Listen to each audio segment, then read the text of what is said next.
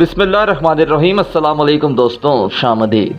नाजरीन, एक बार तुर्की के सुल्तान सुलेमान अल-कानवी को बताया गया कि दरख्तों की जड़ों में चूंटियां बहुत ज़्यादा हो गई हैं।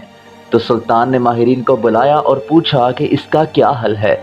माहिरीन ने बताया कि फलां तेल अगर दरख्तों की जड़ों पर छिड़क दिया जाए तो चूंटियां ख़त्म हो जाएंगी। मगर सुल्तान की आदत थी कि कोई भी काम करने से पहले इसके बारे में शरई हुक्म मालूम करते थे। इसीलिए खुद चलकर रियासती मुफ्ती, जिनको शेखुल इस्लाम कहा जाता था, के घर गए, मगर शेख घर पर मौजूद नहीं थे। इसलिए एक पैगाम शेर में लिखकर इनके लिए रखा, जो कि ये था: अगर दरख्तों में चूंटियां हो जाएं तो उनको कत्ल करने में कोई ज़रर है। शेख ने खत देखा तो जवाब में ये लिखा कि चूंटियां सिर्फ अपना हक लेती हैं। शेख ने इशारा दिया कि ज़्यादा अहम क्या है। दोस्तों, सुल्तान ऑस्ट्रिया के दारुल हुकूमत वियना को फतह करने की नीयत से जहाद के सफ़र पर निकले, मगर रास्ते में इंतकाल हो गया तो आपकी जस्ते खाकी वापस इस्तांबुल लाई गई। आपकी तजहीज़ तकफीन के दौरान आपका वसीयतनामा मिला, जिसमें लिखा था कि मेरा संदूक भी मेरे साथ दफन करो।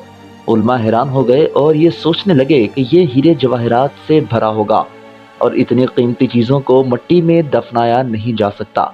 इसीलिए संदूक खोलने का फैसला हुआ। संदूक खोल दिया गया तो ये देखकर लोग खौफजदा हो गए कि इसमें तमाम फतवे थे जो उल्मा से लेने के बाद सुल्तान ने इक़दाम किए थे, और साथ दफनाने का मकसद ये था कि अल्लाह को सबूत पेश करूंगा कि मैंने कोई भी हुकूमती फैसला इस्लाम के खिलाफ नहीं किया, बल्कि उल्मा से बाकायदा फतवे लेकर किया। ये देखकर शेखुल इस्लाम अबू सऊद, जो कि रियासती मुफ्ती थे, रोने लगे और कहा, सुल्तान, तुमने तो अपने आप को बचा लिया, हमें कौन बचाएगा। मुसलमानों, ये थे सुल्तान सुलेमान, जिसने कोई फैसला इस्लाम के खिलाफ नहीं किया। आज ड्रामों में उनकी किरदार कशी की जा रही है। ये दुश्मन की साजिश है।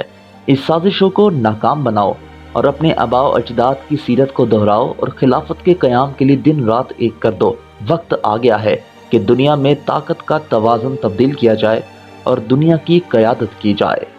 दोस्तों, उम्मीद है कि आपको आज की छोटी सी वीडियो बेहद पसंद आई होगी। पसंद आने की सूरत में इसे लाइक कीजिए।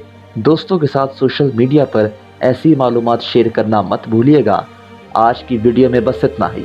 अगली वीडियो में एक नई मालूमात के साथ जल्द इंशाल्लाह हाजिर होंगे। तब तक के लिए